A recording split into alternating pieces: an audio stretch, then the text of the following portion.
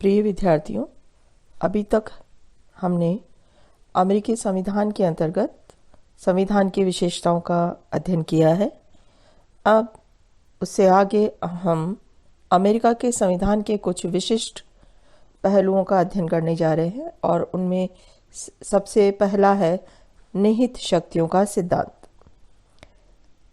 संयुक्त राज्य अमेरिका के संविधान को लागू करने के कुछ समय के अंदर ही अनुभव किया गया कि यदि संघ को अपनी जिम्मेदारियां पूरी करनी है तो उसे कुछ ऐसी शक्तियां प्राप्त होनी चाहिए जो उसे संविधान द्वारा स्पष्ट एवं लिखित रूप से नहीं दी गई हैं। उदाहरण के लिए सन 1790 ईस्वी में एक समस्या सामने आई। संविधान ने केंद्र को जिम्मेदारी सौंपी है कि वह अमेरिकी संघ के राज्यों के बीच व्यापार तथा अमेरिका के विदेश व्यापार का प्रबंध करे। यह स्पष्ट है कि इस प्रकार की जिम्मेदारी के निभाने के लिए यह जरूरी है कि केंद्र सरकार एक केंद्रीय बैंक की स्थापना करे, किंतु संविधान ने स्पष्ट एवं लिखित रूप से इस तरह की बैंक स्थापित करने का अधिकार केंद्र को नहीं सौंपा है। राजनेता हैमिल्टन का विचार था कि इस प्रकार के मामलों में संविधान की उदार व्याख्या होनी चाहिए, किंतु जेफरसन ने इसका विरोध किया। उनका विचार था कि यदि इस प्रकार के अधिकार केंद्र को दिए गए तो यह संविधान का उल्लंघन होगा। अंत में हैमिल्टन के पक्ष की विजय हुई और सन 1819 ईस्वी में सर्वोच्च न्यायालय ने केंद्र के इस प्रकार के अधिकारों को धारा 1 की उपधारा 8 के आधार पर उचित बताया और इस विचार को निहित शक्तियों का सिद्धांत कहा गया।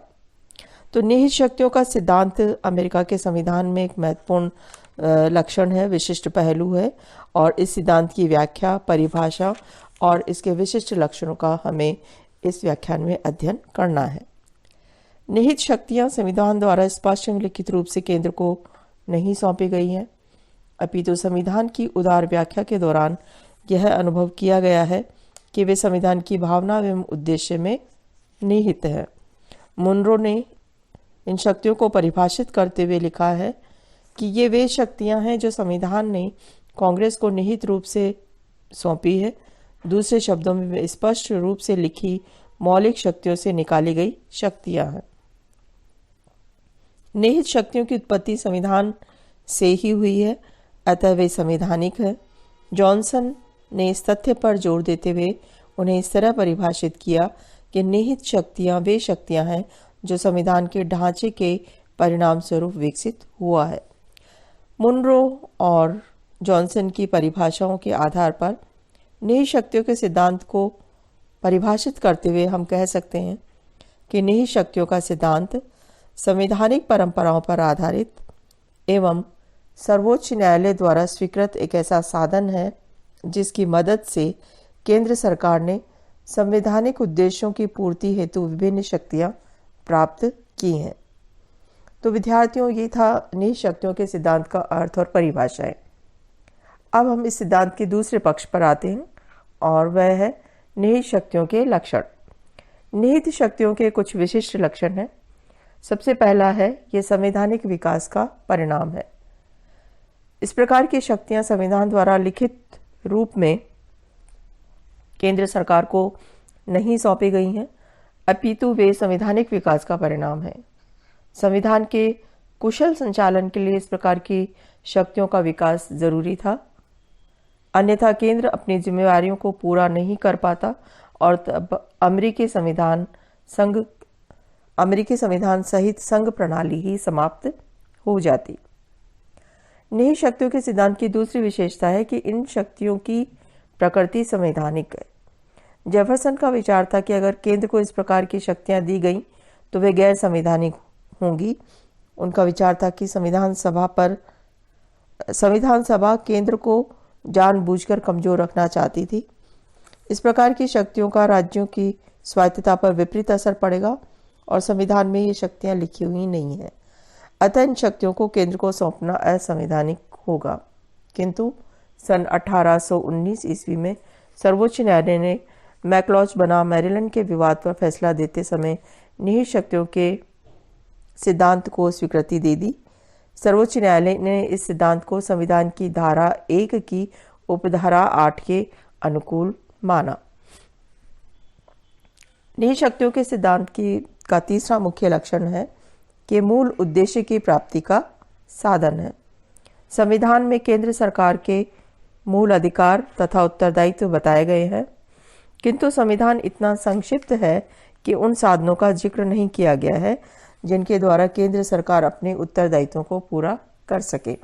अतः केंद्र सरकार ने अपनी जिम्मेदारियों को पूरा करने के लिए स्वयं ही साधनों का विकास कर लिया है और इन सभी साधनों को निहित शक्तियां कहा जाता है। इस प्रकार संवैधानिक दृष्टि से निहित शक्तियों को मूल शक्तियों के बराबर नहीं कहा जा सकता। निहित शक्तियां मूल शक्तियों की प्रेरक है। वस्तुतः केंद्र सरकार की मूल शक्तियां उद्देश्य हैं और निहित शक्तियां उद्देश्यों को पाने का साधन है। और चौथा लक्षण है कि ये केवल केंद्र सरकार को प्राप्त है। संविधान में केंद्र की शक्तियां स्पष्ट रूप से नहीं लिखी गई हैं, अतः उसी के संबंध में निहित शक्तियों के सिद्धांत को लागू किया गया है।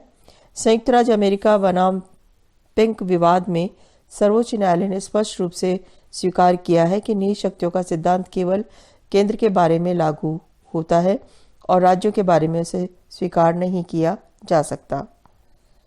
केंद्रीय सरकार ने अनेक क्षेत्रों में निहित शक्तियों के सिद्धांत का प्रयोग किया है, किंतु उन्हें विशेष रूप से व्यापार, ऋण, सामान्य कल्याण, सेना और युद्ध की घोषणाओं के संदर्भ में प्रयोग किया गया है।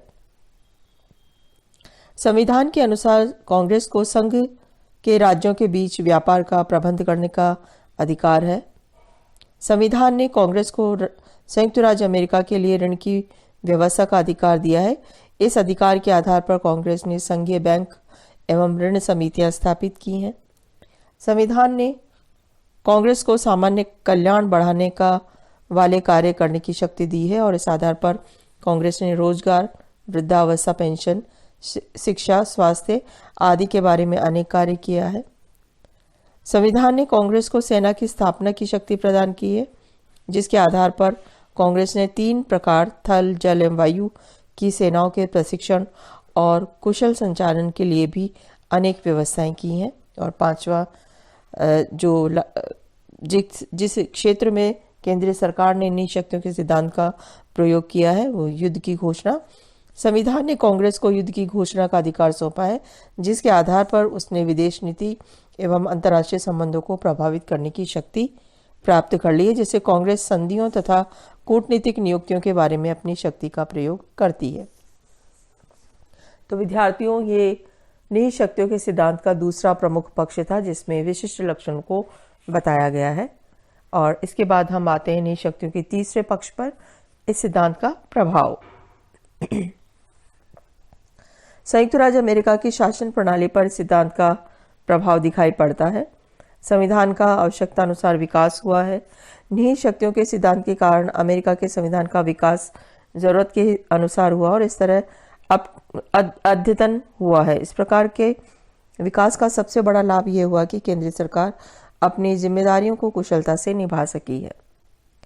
दूसरा प्रमुख प्रभाव है संघीय केंद्रीकरण की प्रवृत्ति का जन्म। निहित शक्तियों के सिद्धांत ने केंद्रीय सरकार की शक्तियों में लगातार वृद्धि की है और इस तरह केंद्र की तुलना में राज्यों की स्थिति को कमजोर किया है।